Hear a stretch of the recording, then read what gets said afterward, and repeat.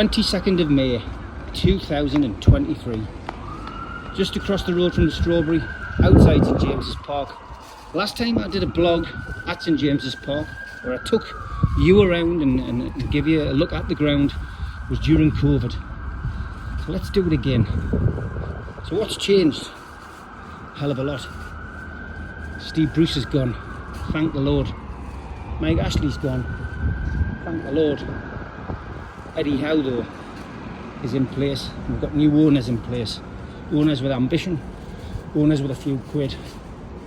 Owners who don't mind spending a little bit of money on talking the ground up.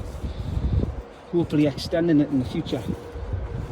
But I thought for the expats, I'll give you a little view of St James's Park again.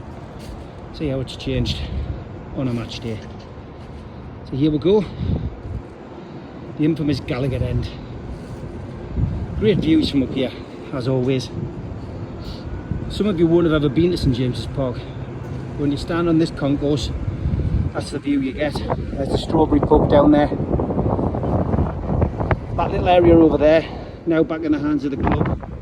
Hopefully means that the Gallowgate end will be extended soon. City Gate, and as we move further along past these turnstiles, prepaid ticket office there. See the Sandman Signature Hotel.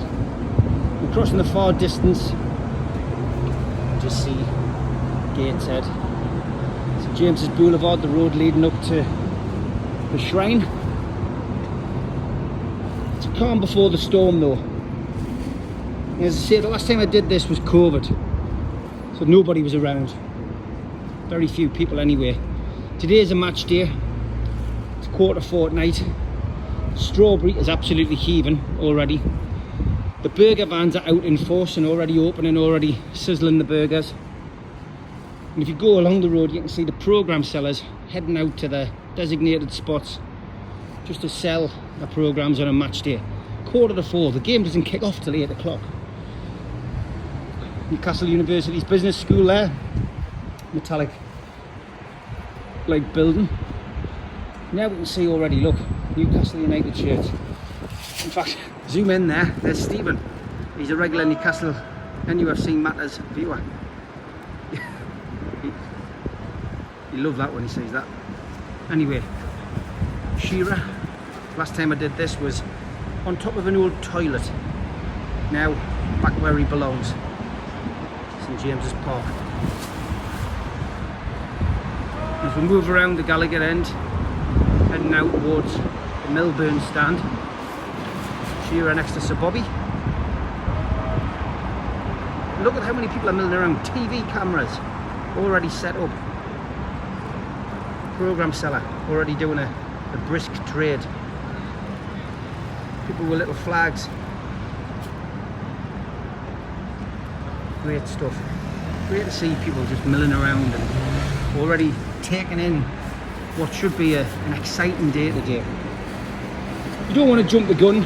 You don't want to say that we're definitely going to get the points today, so let's not be too arrogant. Leicester are fighting for survival, but it would be great to think that Newcastle would be able to get it today. So here we are, the mighty Milburn stand.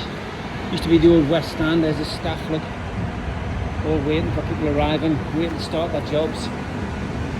As we go further along here, the entrance into the Platinum Club goes further along this way. Sound will be a little bit dodgy, but you can hear the aircon there ramped up now, getting ready to welcome people. This is the media suite. That's where the likes of Gibbo will go in. Matthew Ray's back, Doug Edwards, Simon Bird. I'll head down the steps here because I don't want to get into trouble. Back towards this Platinum Club entrance here. Just outside the ground here. Some of you might have bought these on the ground. I've got mine somewhere, I'll have to double check which it is, but you could buy a tile and put the names of your loved ones on. I'm on there somewhere.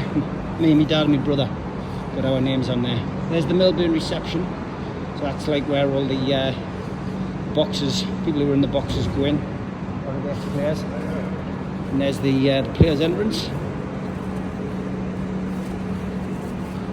stadium security, Platinum Club. Old Players Lounge used to be up there, so this is all still the Milburn stand. Let's take you around this corner. This is where the TV cameras are all setting up now. If you get around this corner, the Memorial Garden is set up. This is where people laid flowers when Pavel, God bless him, passed away. Teoti passed away. There's been a little bench installed, which some of you will have seen, some of you won't have seen, but it's in memory of Malcolm Dix, who was part of the Magpie group who helped take over the club, if you remember.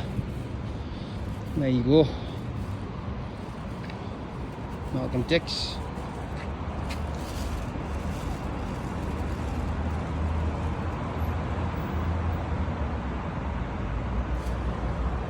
And then lots of people use this little memorial garden as Sweeney and Alder, the lads who lost their lives tragically in the air crash, but lots of people are allowed to put their own little mementos in there, and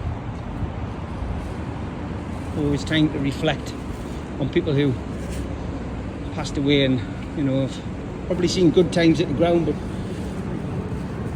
won't be seeing these times, which is quite sad. And of course some of those players who we lost recently. This is always an interesting part up here.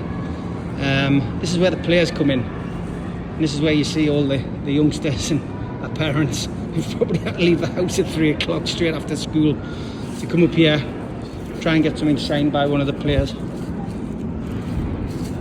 Where Adam Pearson does his little podcast, his podcast from, where he's up there. I've seen him doing them quite a bit. It's great stuff to see, to be fair.